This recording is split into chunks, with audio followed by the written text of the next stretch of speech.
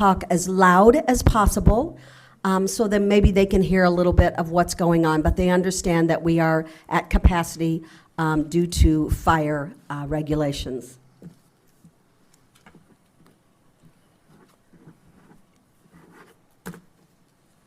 Chair would entertain a motion for the approval of the agenda, please. Madam Mayor, I move that we approve the agenda as presented. Second. Motion made by Mr. Abel and second by Ms. Hoheimer. Any discussion on the approval of the agenda? Seeing none, council, take your vote, please.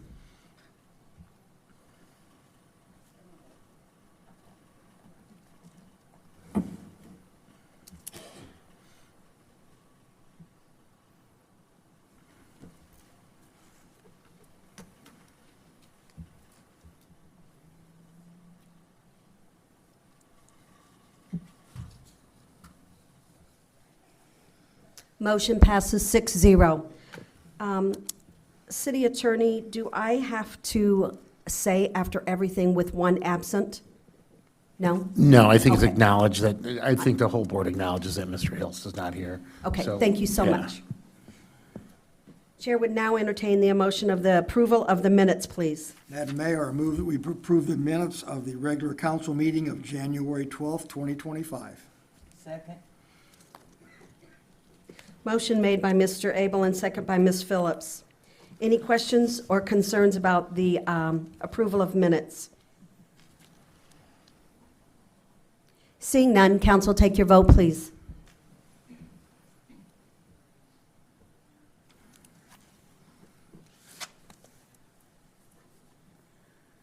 Motion passes 6-0. We have now come down to item 5, which is public input. Anyone wishing to have their voice be heard, please come to the podium. Make sure the mic is on, and a reminder, you have 5 minutes.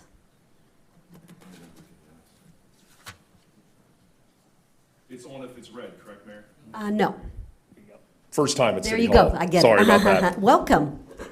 I know that we forgot have a one more thing. Yes, ma'am. State your name for record. Mark Stevens Jr. Okay, thank you. I'm going to read a letter to stay under the 5-minute allotment, if that's okay with the council.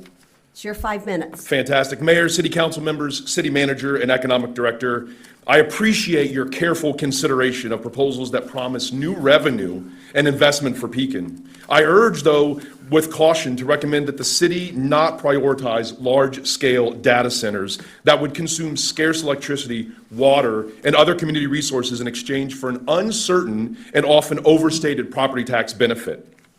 To summarize, these require binding community benefit agreements, strict resource caps, and clear enforceable local hiring and tax return guarantees before considering approval. Some of the pros that many of these companies cite are potential tax revenue. We've saw that from Economic Director Ray and City Manager Dawsey. We've heard about short-term construction jobs from the mayor and other council members, and we've also heard about infrastructure investment, all great things for the city of Pekin. On top of that, there are some very key risks that I hope the city is aware of.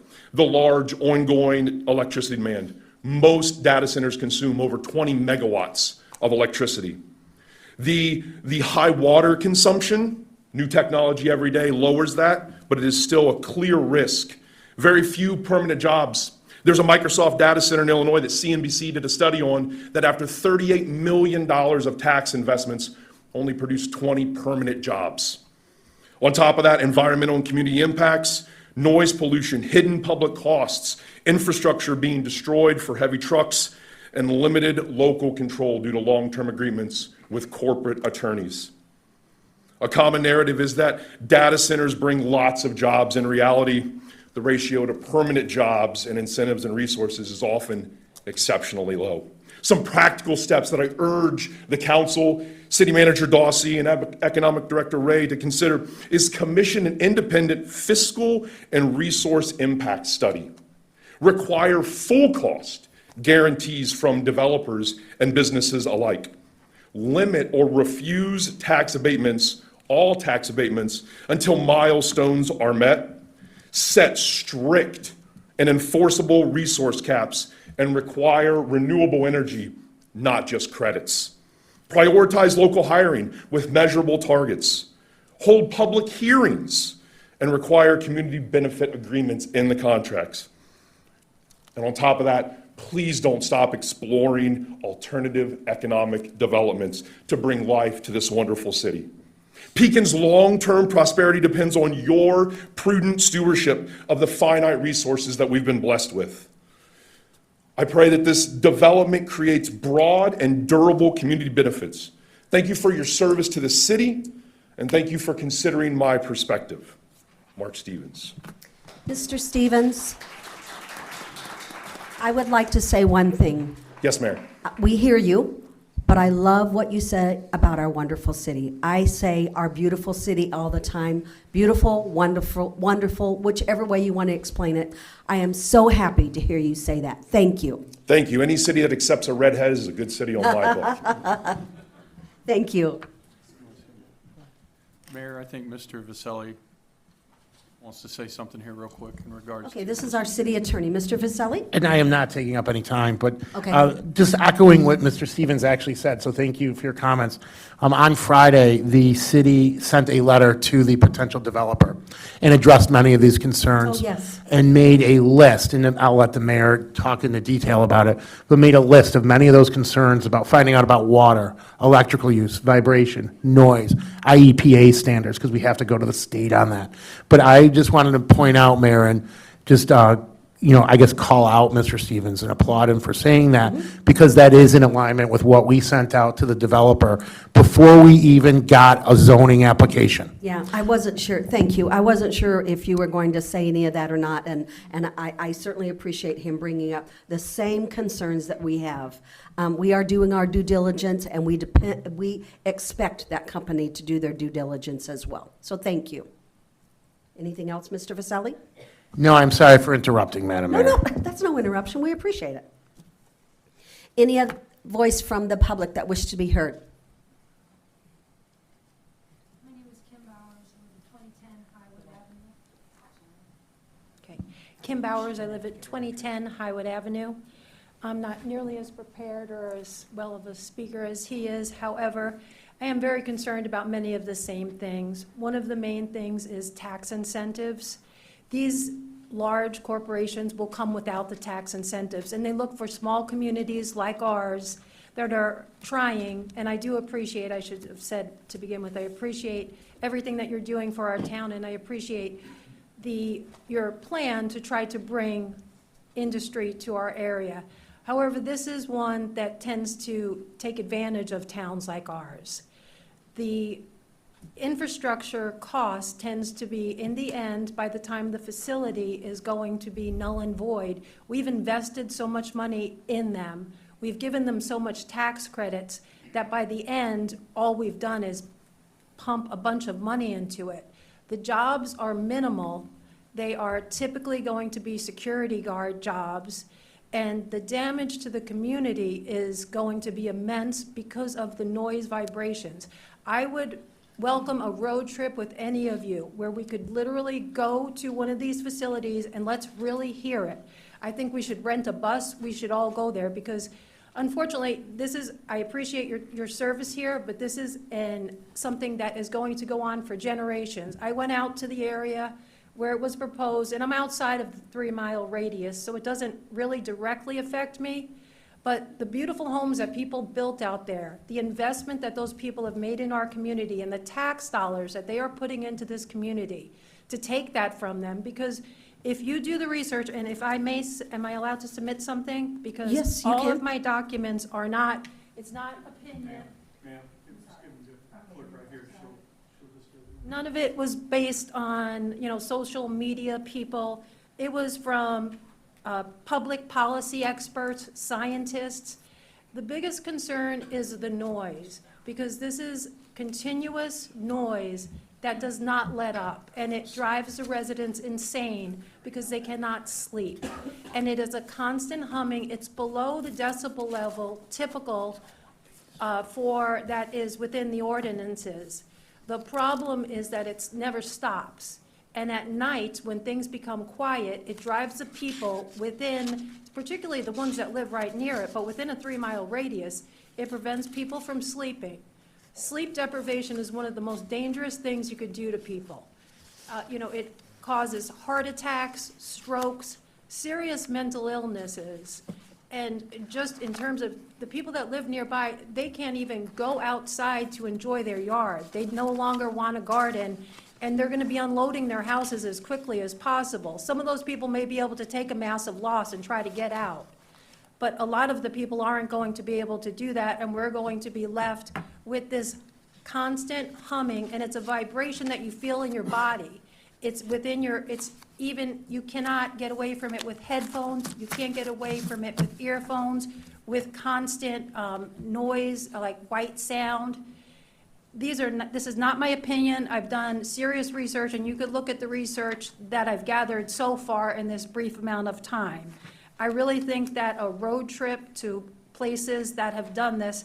The other problem, of course, is what it's going to do to our utility bill, because the utility bills tend to go up at least 50%.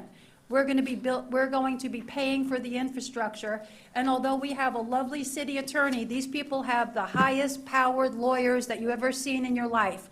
Our city attorney is not a match for what we're facing.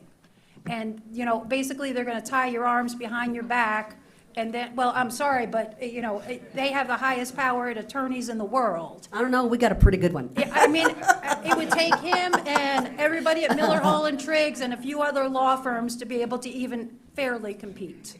So these are some of my concerns. They're all in my 50 seconds. research. And I'm looking forward to doing more, more fact-finding with you, taking some time to be able to go to these facilities while we can make educated decisions, not taking the company's word for information. Thank you so much for your time. I appreciate it. We appreciate your respectfulness. Thank you so much. And once again, I want everyone to know we are listening. We do hear those, once again, some of the same concerns that we have had. I do want to say that data that is out there it's changing constantly. So we are trying our best to gather the best information that we can for our community. I don't know if you want these back or not, but they're still looking at some of them. I'm submitting those because I Okay. think they have some pretty good references. It's all current data, most of it as of 2025. The only problem being that this is an evolving issue. Okay, we will make sure that this goes into the record with Mr. Dossi. Okay. And, Or the excuse me, city Madam clerk. Mayor. I would also like to request that council members be given each of us a complete set of these. Didn't even have to ask. She just had to ask. John? You know that. I can't assume. Anyone else from the public wishing to have their voice be heard? Hello. It might have been shut off. Got it. All right. All right, my name is Julianne Golan McLaughlin. I have something to submit for keeping for records. Thank you. It includes where I've gotten my research from and all of the signatures as of 4:30 today on our petition.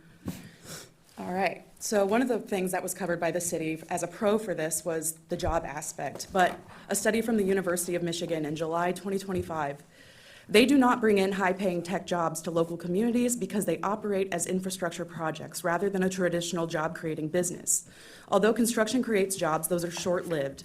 The jobs they do create are actually low-wage, non-technical positions such as security, maintenance, and janitorial work. These roles are often filled by contractors rather than full-time employees, meaning they lack union protections, benefits, and job security. As a result, these positions tend to be short-termed and do not contribute to sustained economic growth or long-term career opportunities for local residents.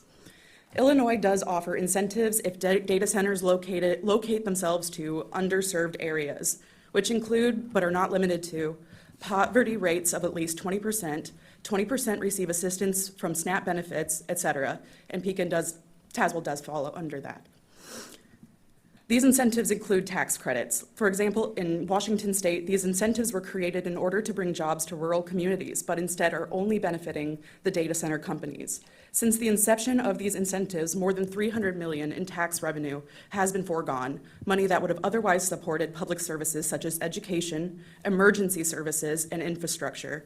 Furthermore, the city and state have little oversight or enforcement mechanisms to ensure that the tech company delivers on promised benefits. How can the city assure the residents that local jobs will be created when cities can't really tell a business who they can and cannot hire? Now, my personal experience is in environmental. I have a bachelor's in environmental science. Environmental impacts. So, electric. U.S. electric demand has the potential of increasing by 60 to 80% between 2025 and 2050, with data centers accounting for more than half of the increase by 2030. Estimates of the cumulative of electric costs of data centers in this time frame will range from $886 to $978 billion, representing 18% of total wholesale electricity costs. These costs could be passed on to consumers without policies requiring tech companies to pay their fair share. That came from an article in January 2026. How can we assure WHP and Ameren will not negotiate lower bulk rates through power purchasing agreements? Now, water. Yes, closed loop cooling is more energy efficient than open loop, but it is not as efficient as immersion cooling and direct-to-chip cooling. Closed loop is just a way to save more money because it's more cost effective, but it is prone to issues such as leaking coolant. How can we be assured that these contaminants will not wash down to Letterken Lake and enter the tributary that goes through McNaughton and straight to our river? These areas are known for housing endangered species such as the Illinois chorus frog, yellow mud turtle, and the ornate box turtle. And speaking on the impact to our wildlife, does the city plan on contacting the IDNR via their online tool, EcoCat? It is required by law before this goes to permitting. McNaughton and Dirksen parks are listed as protected areas and butt up right next to Letterken property. How can you assure us that the minimal wildlife that we have left will not be affected by the data center's proximity? Thank you for your time. Thank you so much.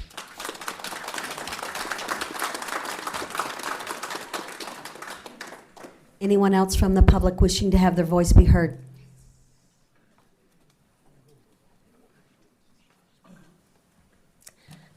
Hi, my name is Dawn Milam. We bought the tree farm that's located on 3304 Edgewater Drive. I'm sorry, I'm so nervous. I hate You know public what? speaking. We have, every one of us up here have been that way, or But- at one point in time, so you are perfectly fine. Thanks. We bought this farm, tree farm 4 years ago. We moved our house out there last year and just moved into it. So, you know, we bought this, it's 23 acres, it's beautiful. We see all different kinds of butterflies, birds, we've got owls, eagles, hawks that we see flying overhead all the time.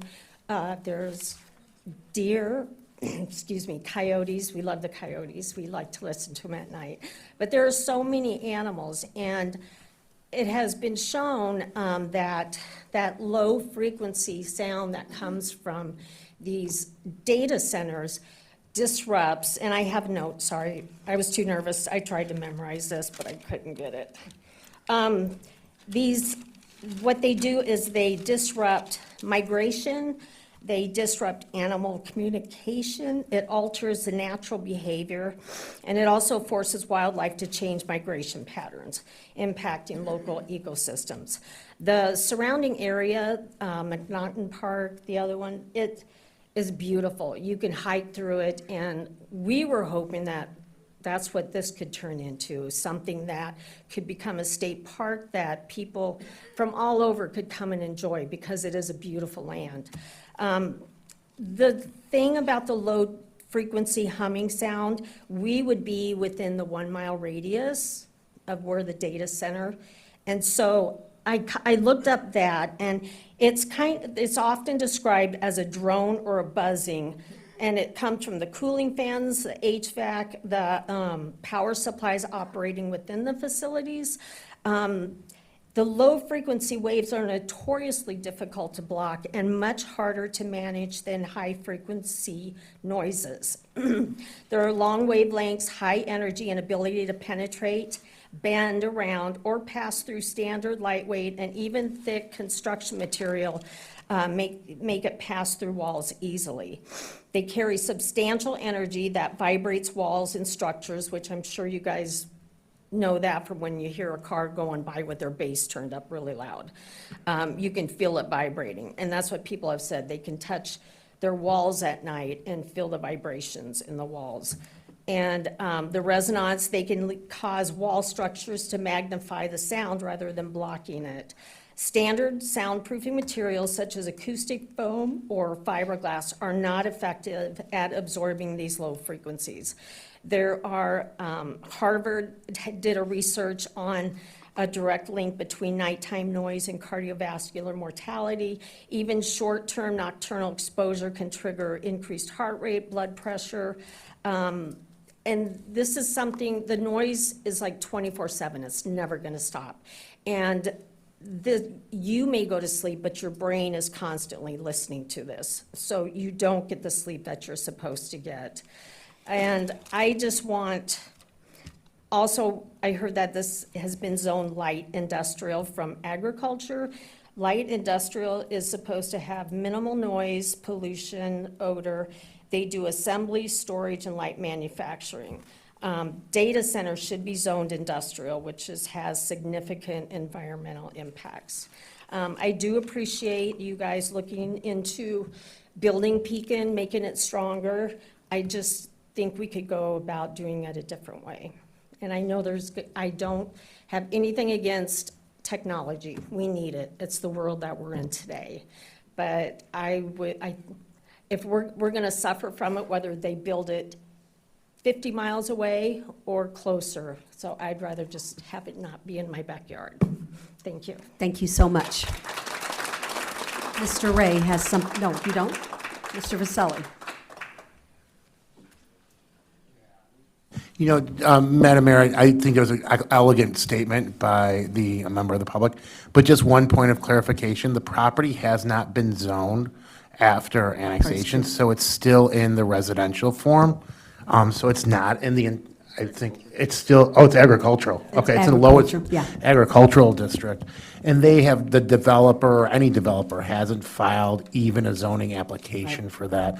So I just want to make sure that point of, part of our job here tonight is to make sure that the truth is out there and the truth is being presented. And I just want that very elegant statement to just, I don't want to say corrected, because that gives a bad connotation, because it was a really nice statement, but that we're clear on where we're actually at. All right. I appreciate all the respectfulness coming from the audience. I really do. And Mr. Milam, before you come, I want just to say one thing to Don, and that is, out of that 1,000 acres that the city purchased, we have talked to numerous contractors that want to help us develop. And the things that were mentioned were different types of home, but walking trails, hiking trails, bike trails, because it is beautiful land. Now, I do want to also say that we were criticized when we bought it that it was nothing more than gullies and wasteland, and we just did not agree with that. It is beautiful out there, so I appreciate that. Mr. Milam.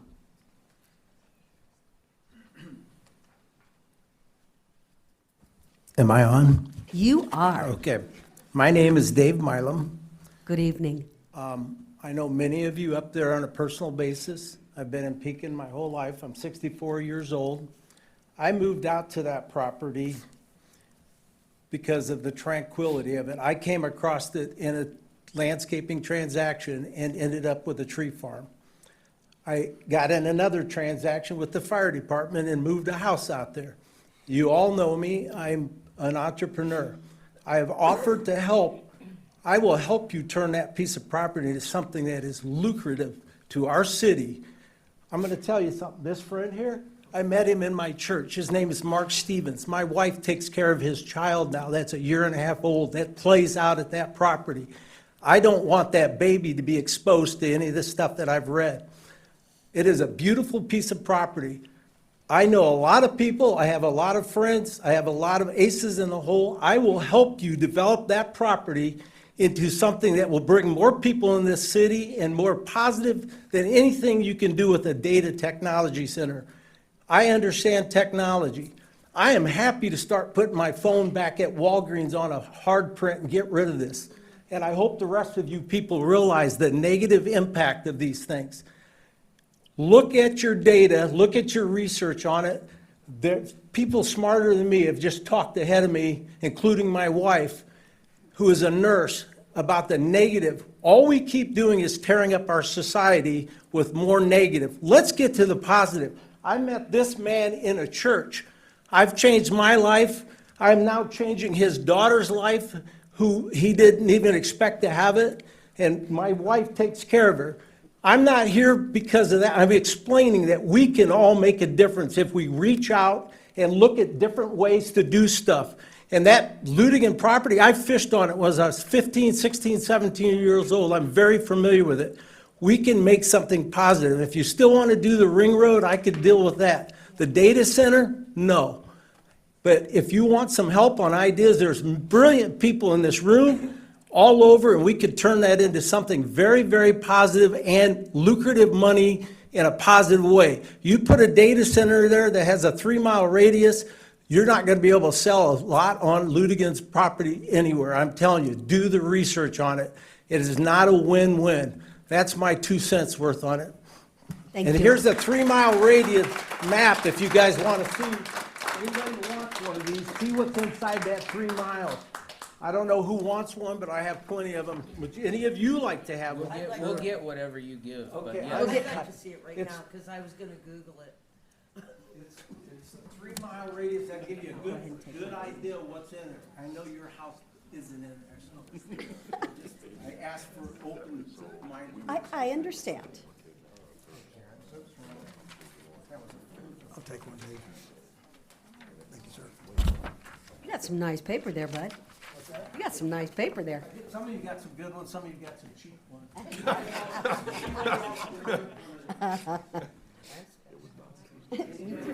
Anybody out there?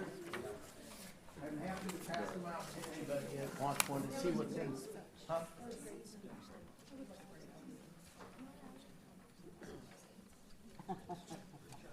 True. Anyone else wishing to have their voice be heard? I can get more. I think the mic still might be on. It is. All right. All right. Hello. Zoe Carter's my name, as you know. This Good is evening. definitely not one of my first meetings. I really do enjoy coming to these meetings and listening to all the work that you do in the city of Pekin. It's home. But I wrote something up earlier today because I've made a mention of it before in city council meetings, and I do find it it means a lot to me. Good evening, Pekin City Council. My name is Zoe Carter. I'm 34 years old. I'm an 8th generation Pekinite. I love my city. My first job was delivering newspapers for the Pekin Daily Times in my neighborhood. I would come home from work or school, run out the papers, come home, do my homework, and go to bed every single day. I love my city so much that I got into politics. Right now, I'm running for Illinois State Representative right here in Pekin because I love this city so much. But more importantly, I'm here tonight as a neighbor, as a citizen, and as someone who just wants to see positive change here in Pekin. I usually start these meetings saying something positive, and this one's no different. I love Pekin. As an outdoors woman, one of my favorite places to spend time is at McNaughton Park. It's such a quiet, peaceful place to unwind, to, in the summertime, do some creek stomping down the creek, or in the winter, hang out and listen to the stillness. You may also see me scooting around downtown on my golf cart, because I'm crazy. Heading down to the river to watch the barges float by while fishermen patiently wait for that next bite. You can't forget either about a stop at the Rail House for one of my favorite meals, a horseshoe, traditional hamburger, extra cheese. But sitting here today, listening to fellow citizens, it shows more than just my love for this city, but so many others. A love and a common interest about a topic that has divided so many other communities across the country, across party lines. In this room right now, there are Democrats, there are Republicans, there's Libertarians and Independents. People who just want to see the best for this magnificent city. Data centers, and specifically AI data centers, because there is a difference. There is. I'm glad you said something. AI data centers are not clean industries. I have been personally working with a few individuals, specifically down in Memphis, Tennessee, overseeing Twitter's, X, whatever you want to call it, their data centers. Some of them are the newer style. And they are still polluting. They are still raising utility bills on citizens of Memphis. Personally, a data center on Lyttelton Lake, for me, makes about as much sense as tossing corn products on Lyttelton Lake property. It doesn't make sense. What we need to do is look at this purchase as a way forward. And I do know that you guys, you all see it as a way forward. But we need to listen to the community. Look at the land. Look at affordable housing and local small businesses, but not a massive industry in the middle of residential and recreational land. Let's work across the aisle, work together as a community, and move Pekin forward in a positive direction. As a personal inspiration of myself and one of our hometown heroes, Everett McKinley Dirksen, said, "When all is said and done, the real citadel of strength of any community is in the hearts and minds and desires of those who dwell there." Thank you, City Council, for listening and for serving your community. Thank you, Zoe.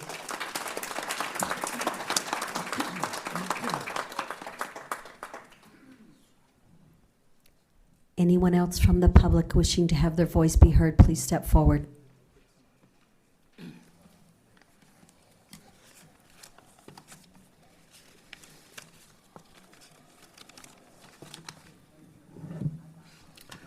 Good evening. Name's John McNish, a little icebreaker here. So I mentioned at the last meeting, 2026 for me was going to be about ADA, American Disabilities Act. How many times have we heard the term due diligence? I've heard it like 3 or 4 times already tonight, used by the mayor and staff. The term was used numerous times regarding the Lyttelton property. You might wonder why I mentioned the Lyttelton property and what's have to do with the ADA stuff. Stay tuned.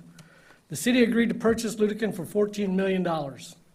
The seller accepted an easy payment plan of 4 payments, $2 million in '24, $7 million in '25, $2 million in '26, and $3 million in '27. Also in 2024, the city filed their updated transition plan in the Peoria Federal Court. This was a result of a consent decree the city entered into in November 2022. Why is there a consent decree? Because the city was sued in 2018 for their ongoing ADA violations for more than 30 years. The city had no chance of winning this case. The violations were so bad and went on for way too long. Where was the due diligence then? At the same time, the city agreed to purchase the Lyttelton property. In 2024, their 2024 updated transition plan says the city has budget constraints. Based on the alleged budget constraints, the city could only spend $250,000 a year for ADA improvements to the horrible sidewalks and street corner crossings that we see in our city. In 1995, the city updated their transition plan and said they had a 20-year plan to construct 898 curb ramps. The funding earmarked for the plan was HUD dollars and MFT dollars. $40,000 a year for 20 years, that equals $800,000. By 2015, all of the 898 curb ramps were to be completed. The city's 2016 updated transition plan, 1 year after all those curb ramps were to be complete, indicates that the city achieved compliance with only 9% of the city's sidewalks, 9%. 22 years after its commitment to fix 898 curb ramps and sidewalks, only 139 have been fixed correctly. This information is from the city and is documented in that current lawsuit. What happened to that $800,000? Where's the due diligence? To find out what happened there. Mr. Abel, you're the only one that's left that's on that document, those court documents. Another buzzword used recently was fast track. According to the city, the attorney fast-tracked this land purchase, and it was so wonderful. What does that mean, fast track? How does that square up with due diligence? Is due diligence compromised when fast-tracking? How many of you are aware that there was a new text order from the federal judge handling the ADA lawsuit remaining issues? I mentioned this at the last meeting. Are you aware that the city just got a new text order that has a deadline of February 17th, 2026 to respond to the plaintiff's brief that was recently filed? One of the 4 commands by the judge was to provide updates on the status of funding available for ADA improvements. Not sure when the 2025 payment of $7 million was made for the Ludekin land, but it seems like the 4-year payment wasn't a problem for the city. Does anyone sitting in this room know that you're paying for 2 more attorneys to handle all these filings? How much has been spent on attorneys? No budget constraints there, are there? Are you aware that these attorneys missed the filing date? So much for fast tracking. Since your attorneys missed the filing date, the judge gave them until December 2nd, 2025. You can verify that and Google docket bird and look up Berardi versus Pekin. Your attorneys missed that date too. It was finally filed on December 3rd, 2025, and on December 5th, the judge scolded the attorneys because they filed it incorrectly. You can't even make this stuff up. It's so easy. Was that fast tracking or due diligence? Which one? So here's the thing. The city says they're substantially compliant with the consent decree by spending either $2.1 million or $3.9 million, depending on whether you believe the city's ADA website or what the ADA coordinator filed with the court on April 23rd of 2025. That math don't math, does it? A discrepancy of $1.7 million, is that due diligence?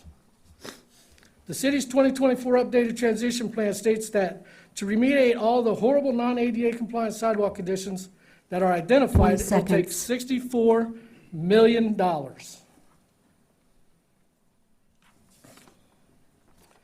So even based on the city's $3.9 million figure, that's only a touch over 6% of the total. The city better get busy and get these ADA sidewalks up to date, because the last grievance I filed, they just blew smoke and mirrors. Okay, your time is up. Thank you, Mr. McNish.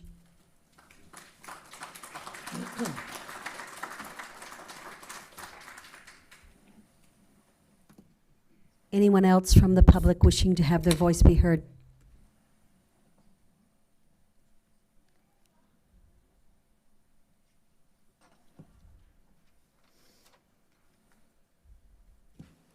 Good evening. Good evening. My name's Donna Hazelman. First and foremost, I echo what everybody said, that I appreciate everything that you guys are trying to do for our great city. Thank you. I have nothing prepared this evening, but I think it's important that you put a face to the people that are going to be impacted by this data center. You received the map, excuse me, that shows the 3-mile radius. My property is within a half a mile of where this proposed data center is going. I've been in my home for 20 years. Previous to that, it was my grandparents' home. And I still remember to this day, when I was 18, I knew I wanted that home when it was available. It's beautiful out there, as everybody else has already said. It's tranquil. You can see all kinds of animals. My husband posted on Facebook just last week, we had a beautiful barred owl at the bottom of our driveway. Anytime that you go on California Road, I tell everybody it's at least an 80 or 90% chance you'll see deer.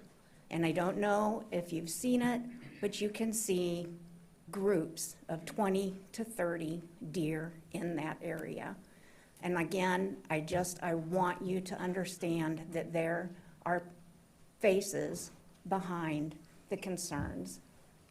more to come at your town hall for this, but I thank you for your time. Thank you very much.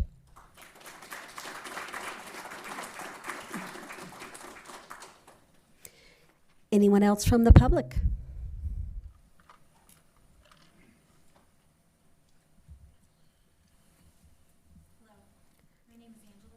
Good evening. I don't know if the mic is on, or Okay, it was- thank you. Because you have my height, I get it. My name is Angela Sills. I have lived in Pekin for over 40 years. I own 3 properties in Pekin. Marigold Estates, I have a property on Edgewater, and I have a property by the Pekin Water Tower. And based on this map, all of my properties will be affected by the noise pollution. I also echo what everyone else has said about how excited we are that you're wanting to bring money into our community. I also agree with everyone here from the community that there has to be another way to do it. And I wanted to put a personal perspective, in your mind. So my husband and I bought our property on Edgewater in 1999. And we have kept it all these years.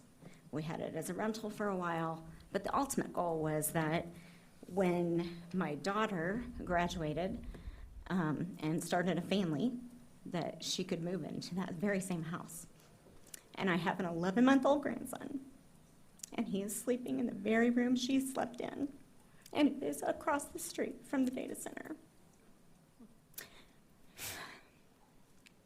Dollars are dollars, and yes, they're important, but our sanity from the noise, the protection of our wildlife, I think that's much more important, and I think we need to keep that in perspective.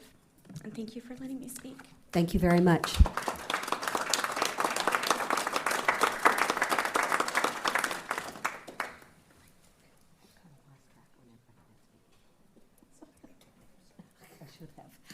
Anyone else from the public wishing to have their voice be heard? Yeah, good evening. Good evening. Matthew Johnson. I'll be brief. I wasn't really planning on speaking, but what was it? Sometime last year, I stood here and said that this data center was probably bigger than anybody realized in this room at the time. I think the voices that spoke tonight, I think it's starting to resonate. This really isn't a good idea. Each generation seems to have its niche or its legacy, if you will. For me personally, when I was a child, it was the prison, right? And it's done great things for the community. It truly has, you're right. But it's still a hot topic to this day. People still don't like it. It is what it is. But this is on a scale that is beyond that prison. It is much bigger. I can't really think of the word, so I'm just going to have to use it. This is a war on our country because it's a war on our resources. Our electricity, our water, it's a war.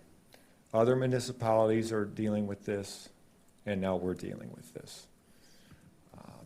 The data that's out there from these other municipalities, they're further along. So the data that's being brought up, presented, it's factual, it's accurate, it's not made up, okay? There is going to be more to come at the town hall, and I'm certainly looking forward to looking at the site plans. I want to know about these heat exchangers, the pumps, this 10% delta loss on the closed loop system, But man, with that prison, the city at least asked the residents what they thought about it. And under home rule, yeah, I know, we could still build it, and we can still build this, but I tell you what, you might want to rethink that. There is no middle ground here, like there is on that prison out there. There is no middle ground. You're either for it or you're against it. I know where I stand. You might want to need to ask yourself where you stand, because this, unless there's a magic wand, this isn't getting built tomorrow. And you know, several council seats are coming up. You know, we got a big election here. And you might want to figure out where you stand. Because how you vote on this, it's going to impact a lot of things. And it's going to impact my daughter. And I'm going to do everything in my power to make sure that this world's a better place for her, and it's not with a data center. So, have a good evening.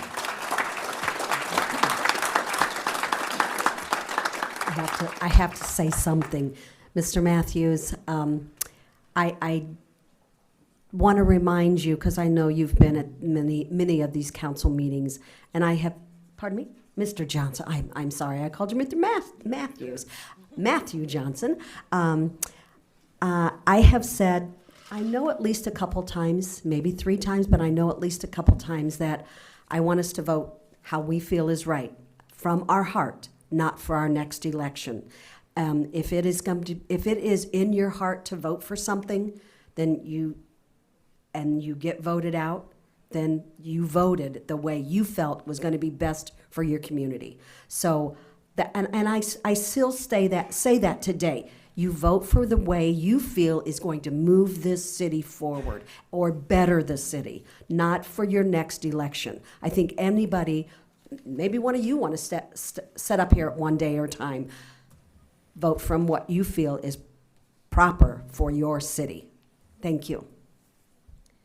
Anyone else from the public wishing to have their voice be heard?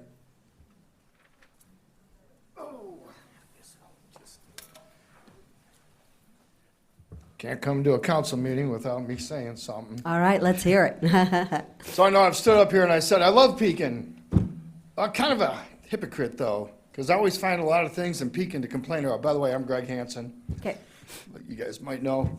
But I always find things to complain about. I complain about the embarrassing nickname, Tweakin' Pekin.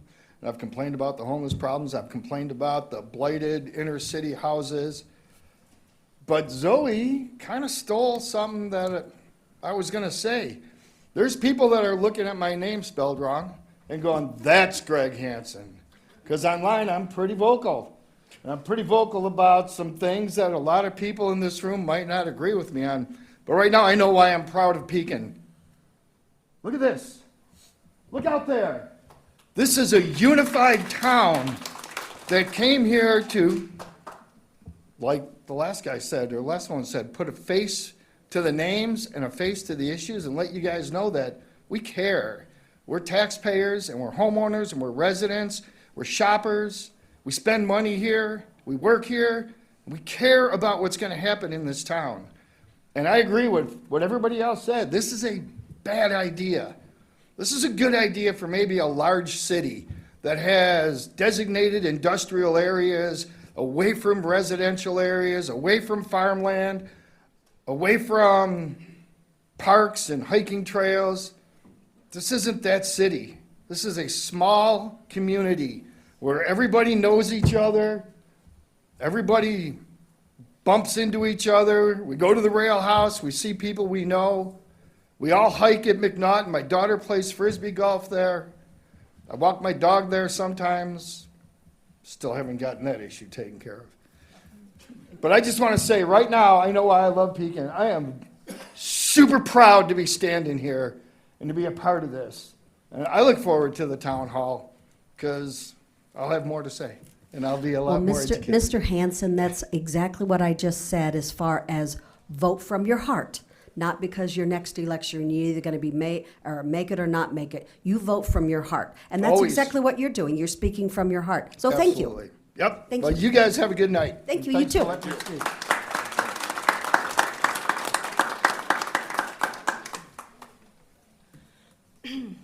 Hi, my name is Melissa, and I actually just kind of wanted to talk about spot zoning because I think that this data center clearly violates the spot zoning case laws that have existed in Illinois dating all the way back to 1953. For those that don't know, spot zoning is when a city or county changes the zoning of one specific parcel in a way that doesn't match the surrounding properties, usually to benefit a single owner or developer, not the community as a whole. Spot zoning is often criticized and challenged in court because it can, 1, benefit one private party at the expense of neighbors, 2, conflict with the city's comprehensive plan, 3, reduce nearby property values, 4, increase traffic, noise, pollution, and/or infrastructure strain, and 5, bypass meaningful public input, all of which I think this data center has done. So what courts tend to look at, is it consistent with the comprehensive plan? I highly recommend every Pekin citizen to go onto the City Pekin website and look at the 2006 comprehensive plan, because this parcel of land is only designated for conservation, low-density residential, and medium-density residential, so not industrial. The only places in the comprehensive plan that show industrial zoning is near Route 29, I believe, in the river, so. In addition to that, Illinois courts have said that to successfully challenge a zoning amendment as illegal spot zoning, a plaintiff generally must show by clear and convincing evidence that the amendment violates a comprehensive plan, which it does, or it undermines a uniform and established zoning pattern of that area, which it does. There is McNaughton Park, there's an archery range, there is a horseback riding place that I went to when I was a Girl Scout in first, second grade, so I mean, all of the businesses around there, you're going to be negatively inputting and probably going to be putting them out of business. So the City of Pekin future land use map is available on the City of Pekin website in the Section 9 land use, and it is map 9-3. Thank you. Thank you very much.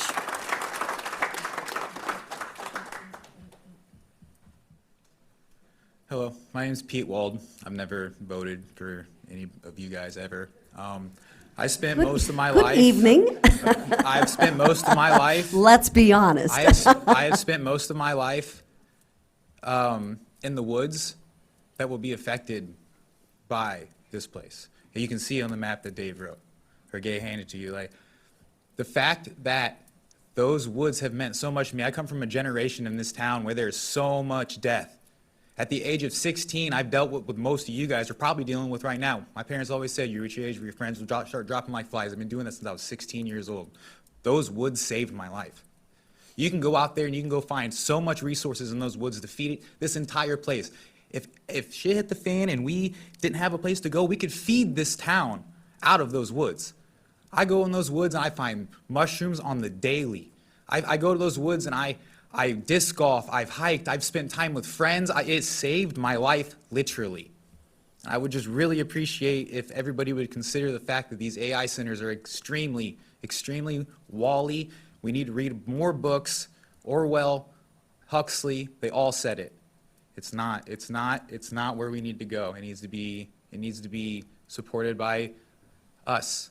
I'm that generation that's supposed to be wiping your guys' when we get older, you know what I'm saying? I would like to have children, and I would like to have my children stand up and be able to do the same thing and stand here out of nowhere. Never think I would stand here for a minute in my life. But my old hockey coach, that man right back there, I will never forget. One of my first core memories is stepping on the ice. I didn't even hit the goal line. He took that bucket from me and said, "You got this." From that day, I've looked up to him. I just hope that someone my age coming in and saying something like this and looking at the resources and telling you that I made it, a lot of my friends didn't. But it's because of the places it's going to be affected by this AI center. Thank you so much. Do we still, I think if no one else wants to come to the podium, we will close public input. I want to say I appreciate everybody's input tonight. As they stated, we will have a town hall on the 24th. We're still working out a little bit of the details, Mr. Dossi, or? Yeah, we're still putting the information together. We'll put it all out here publicly and do a press release once it's ready. Perfect. Pardon me? Did I say March 21st? No, Mayor, I apologize. This is my fault. It is, you said the 24th, and I just want to make sure that I should have put it in the notes for March 24th. 24th. Whew, thank you so much. We are now moving on the agenda to the consent agenda. Chair would entertain a motion, please.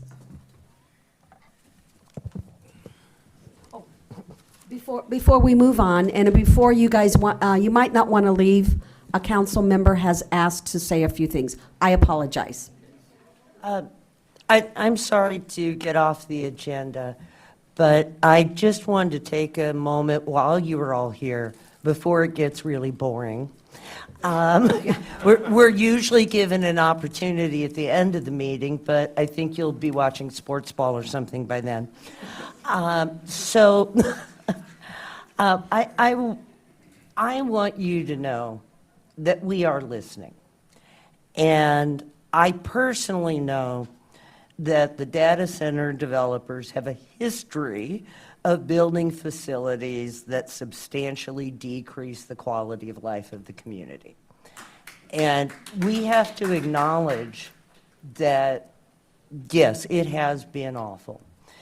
And an industry that is built on the philosophy of moving forward and breaking things, as I believe Mr. Musk has said, it must be viewed skeptically. And we have no intention as a council of letting these people move fast and break things here. I have personally talked with my constituents, I've talked with environmentalists, I've talked to engineers, I've talked to computer experts, and I have heard at this juncture everything from it's a disaster that will be apocalyptic to, oh my God, how could you turn this down? That's right. What I believe is that we have the opportunity right now. We can set those standards for those community agreements. We can become the community that does it right. Yes. We can be the community that screws it, but please, give me my chance to speak. We can be the community that says, we passed on the chance, we're not willing to risk it. I've been told that we're incapable of doing any better. If anybody can do it, I believe that we are better positioned than some of the other smaller communities that'll be next up on where the developer goes if we kick them out of here. I am confident that we're going to continue asking questions. Mr. Vasselli mentioned earlier that many of the concerns that you've brought up and that other people have brought up, we're asking them, what do you plan to do on these things? There aren't any votes scheduled. There's no zoning meetings. There's nothing going on right now. So we've got time as the city, and I know that Mr. McNish loves this phrase, but due diligence. We're not planning on skipping it. We're not going to fast track through it. And at this juncture, we're just going to see what we've got. And we're going to make the best choices we can make. And if they can't do what we need done, then that'll be what happens. But I'm willing to give the process a chance to see if we can come up with the solutions before we commit to one thing or another. And that's my personal feeling I wanted to share with you. I did pass out a clipboard. If you want me to notify you that there's going to be a vote, notify you that, hey, this came out in public. I know you may not follow every agenda, but this is about your concern. I'll share that with anybody who wants to be on it. We'll try to keep you in the loop. We are listening. Thank you for coming tonight. I agree with the speaker who said it is wonderful to see this many people caring. Yeah. Thank you. Yeah, and I do want to state once again that Mr. Dossi is working on a webpage, a website just for this. So keep informed there. We will try to keep it up to date as much as possible. So we do appreciate each and every one of you coming here. I do appreciate the respectfulness of the this many people, and I think it's beautiful that we're all together. Thank you so, so much. Now we're going to continue on, and yeah, this is where the boring part comes. You might want to leave.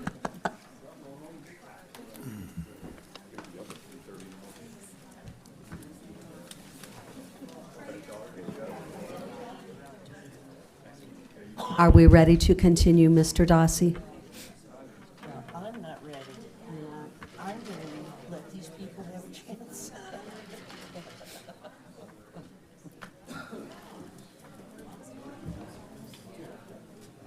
Mr. Johnson, I am so sorry I called you Matthew. We're just going to rename you. I know. Where's Mr. Matt? Mr. Matt. Mr. Matt?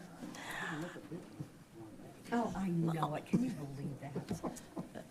Well, at least I didn't call Josh Dossi last time.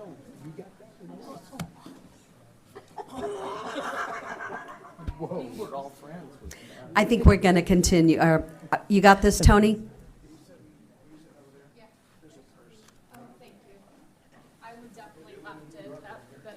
You would have known about the time you needed to get your keys.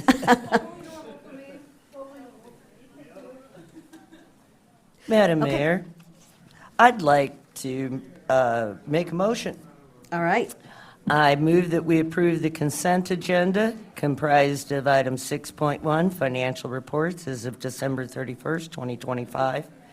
6.2, accounts payable paid proof list through January 16th, 2026. And the Pekin Police Department monthly statistics for December 2025. Second.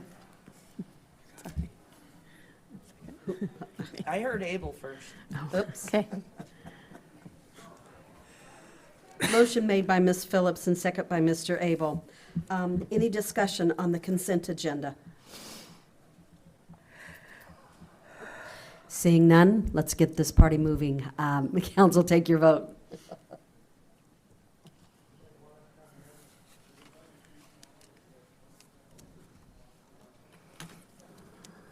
Motion passes 6-0. We have now come down to new business. Chair would entertain a motion for 7.1, please. Madam Mayor, I move ordinance number 4371-25/26, approving and authorizing the execution of a Pekin Court Street Tax Increment Financing District redevelopment agreement with Janice C. Davis for 1910 Velde Drive in accordance with the Residential Development TIF Incentive Policy. Be approved. Second. Motion made by Mr. Fletcher and second by Ms. Hoheimer. Mr. Dossi. Thank you, Mayor. Janice Davis recently closed on the property at 1910 Velde Drive and is seeking incentives under the Residential Development TIF policy. The project is a new home with a total investment of over $400,000, $45,000 of TIF eligible expenses. Under the existing residential incentive policy, the total incentive given from the TIF fund will be up to $45,000 in property tax increment rebates over a period not to exceed 10 years. The actual incentive given will be based on the eligible expenses incurred and the new property assessment after project completion. Staff is recommending approval of the ordinance. Any discussion? Seeing none, council, take your vote, please.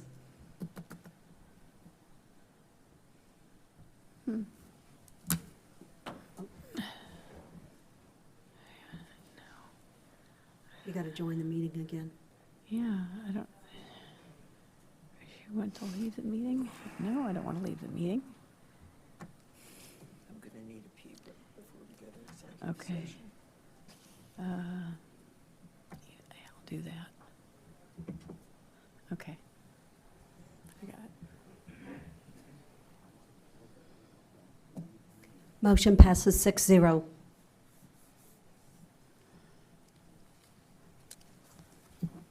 Chair would entertain a motion for 7.2, please. Madam Mayor, I move that resolution number 376-25/26 approving a professional auditing service agreement with Lauterbach and Amen LLP for the fiscal year 2024-2025 audits. Second. Motion made by Ms. Hoheimer and second by Mr. Abel. Mr. Dossi? Mayor, I'm going to have Finance Director Eric Dabrowski speak on this one. Mr. Dabrowski? Thank you. As you may recall, the city had previously issued an RFP for audit services and selected Lauterbach Amen as the firm. The contract covers multiple years with optional extensions that have been exercised to address the audit backlog. The FY 22-23 audit is near completion. Actually, I just received the final draft about 2 hours ago, so that's just about ready. Excellent. That will be presented to the council at the next meeting in February. The city has already exercised the option on the 23-24 audit. Tonight, it's recommended that we have the council approve an agreement with Lauterbach for the FY 24-25 engagement in order to maintain continuity, keep the audits moving toward being current, and then we could file those engagements with the State Controller's Office. Thank you so much. Mr. Dossi, anything more? No? Okay. Any questions from council? Council, take your vote, please.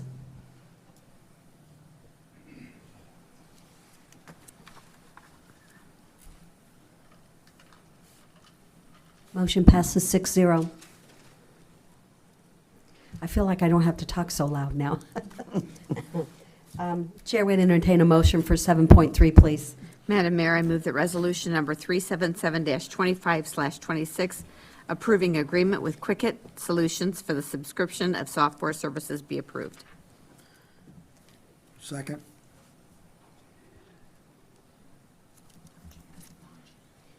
Motion made by Ms. Hoheimer and second by Mr. Abel. Mr. Dossi. Thank you, Mayor.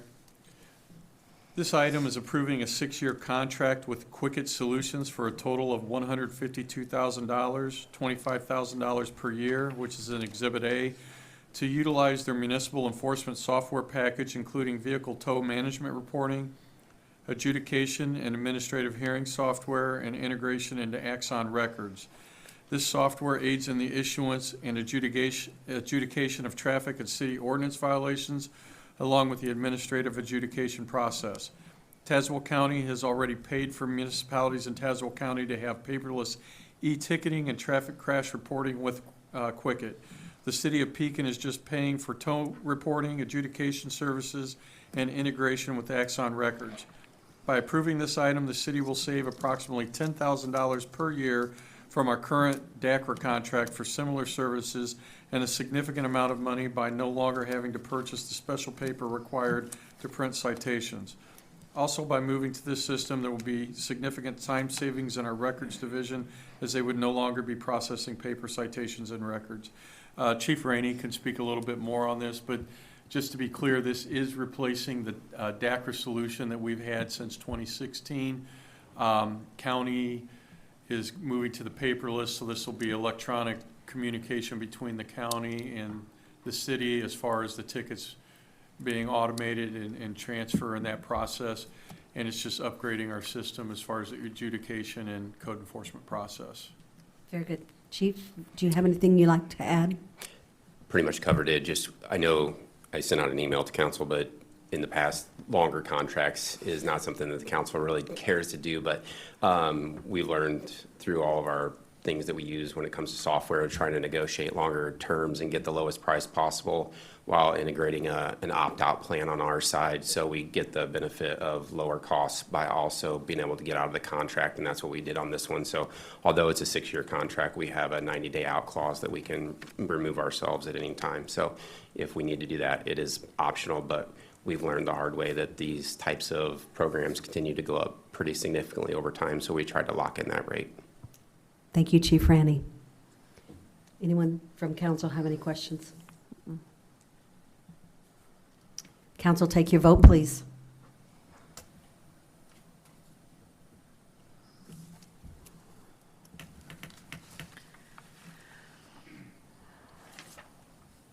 Motion passes 6-0.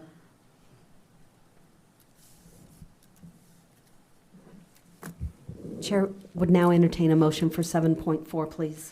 Madam Mayor, I move that resolution number 378-25/26, approving quote with Axon Enterprise to complete Quicket integration with Axon records be approved. Second. Motion made by Ms. Hoheimer and second by Ms. Phillips. Mr. Dossi. Thank you, Mayor. This is the second component to the police department's Quicket solution. This would be the expense to integrate the ticket information into Axon, the records management system. Because we have a lot of items in a long contract with Axon, it is a sole source procurement, looking for the right word. Chief Franny, do you have anything to add to this one as well? Like you said, it's a one-time integration, and it just allows basically essentially allow Quicket to all the information that's input by the officers into the Quicket. It will then dump into Axon, and it's just a one-time integration to let those two programs allow the data to transfer. Thank you so much. Council, any questions or concerns? Council, take your vote, please.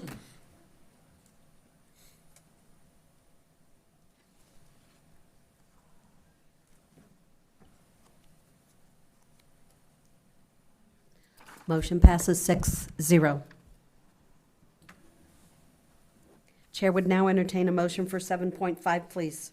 Madam Mayor, I move that we adopt resolution number 379-2526, approving task order 01 with Giffen Reese Engineering for the Court Street Stormwater Relocation Project. Second. Motion made by Ms. Phillips and second by Ms. Boheimer. Mr. Dawson, once again.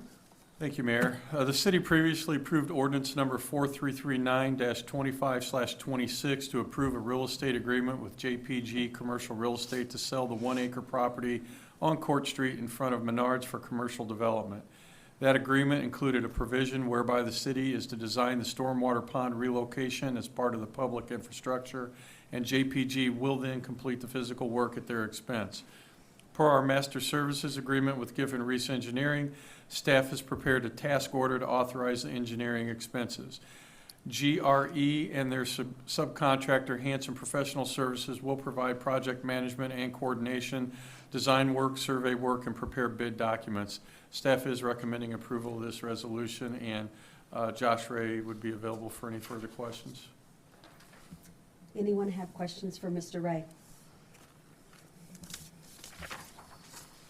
Pretty clear. Did you have a question? I've just given you a hard time. Mr. Ray, is there anything you would like to add? No, thank you. Thank you so much. Council, take your vote, please. Sorry, I didn't mean to distract. All right. We need to keep it light. Motion passes 6-0.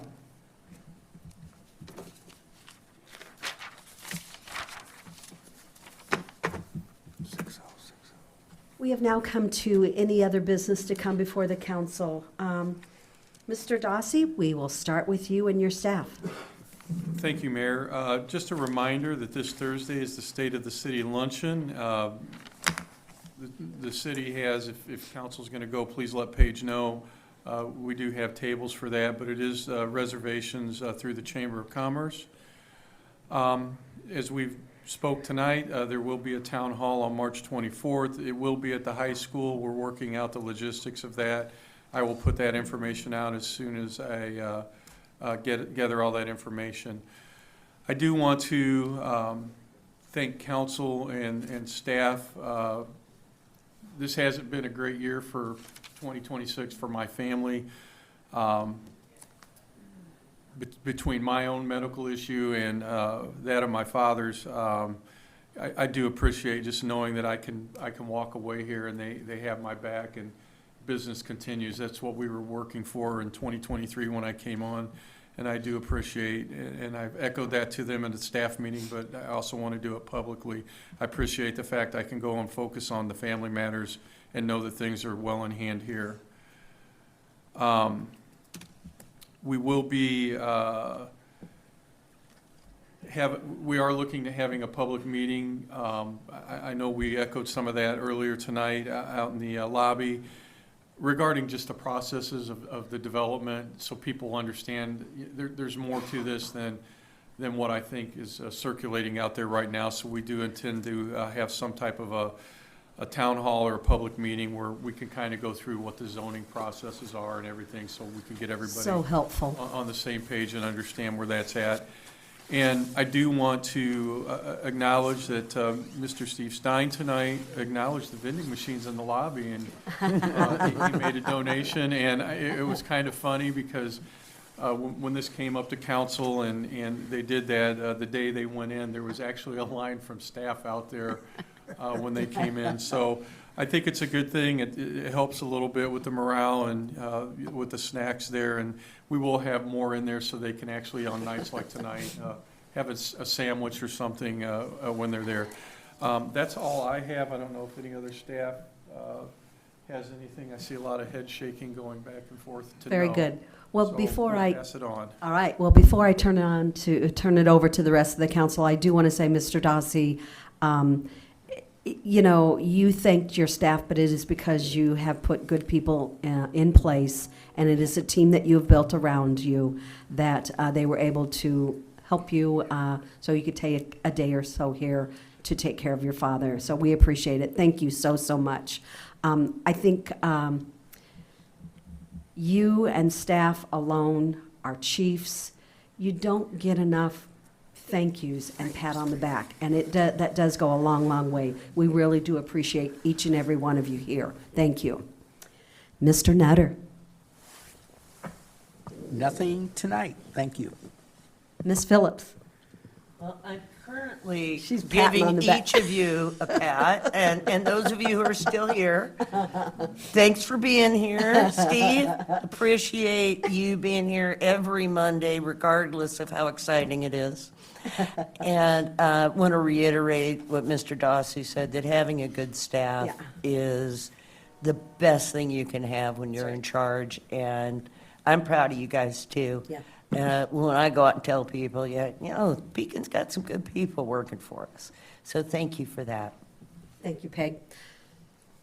Mr. Fletcher. I have nothing, thank you. All right, Mr. Abel. I think our city manager saying what he said just means that he was where he was supposed to be. And putting the team together is working. Yeah, very good, very good. Ms. Holheimer, you got your coat on. Are you cold? I'm cold, yes. I do want to address the city staff and the people in the audience. I have been overwhelmed regarding the data center and all the information, what's true, what's not true, what's current, what's not current. And it has been a roller coaster, to say the very least. I want to make the very best decision I can make, and I want to do it on the most current information that is available to our council. So thank you. Thank you.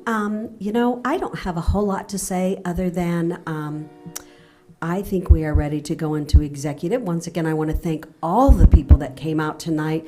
We are listening. We are seeing you. So please understand that, and we will try to make the best decision that we can for our community. Thank you very much. At this point, Chair would entertain a motion to go into executive session. Mr. Matt, please don't leave yet. Madam Mayor, I move that we go into executive session 9.1, 5 ILCS 120/2, parentheses C, number 2, collective negotiating matters between the public body and its employees or their representatives, or deliberations concerning salary schedules for one or more classes of employees. 9.2, 5 ILCS 120/2, C5, the purchase or lease of real property for the use of the public body, including meetings held for the purpose of discussing whether a particular parcel should be acquired. And finally, 9.3, 5 ILCS 120/2, C6, the setting of a price for sale or lease of property owned by the public body be approved. Second. Can we add litigation to that as well? C11? 9.4. Yeah, 9.4. Is that okay if we add litigation to that? I don't know, can we? We can. We absolutely can. It doesn't need to. What? It would be C11 C11. for litigation. See? And 9.4, 5 ILCS 120/2C, 11, litigation. Thank you, sir. Be approved. Thank you, Board, Council. Thank you, Mr. Vasili. I was wondering about that. Okay, so that was motion made by Mr. Nutter and second by Ms. Phillips. Council, take your vote, please.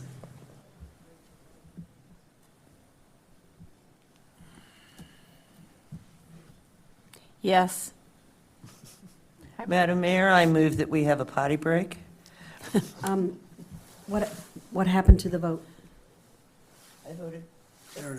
There we go. Motion passes 6-0. We will take a 5-minute break. Thank you. Thank you. Not that I was rushing you.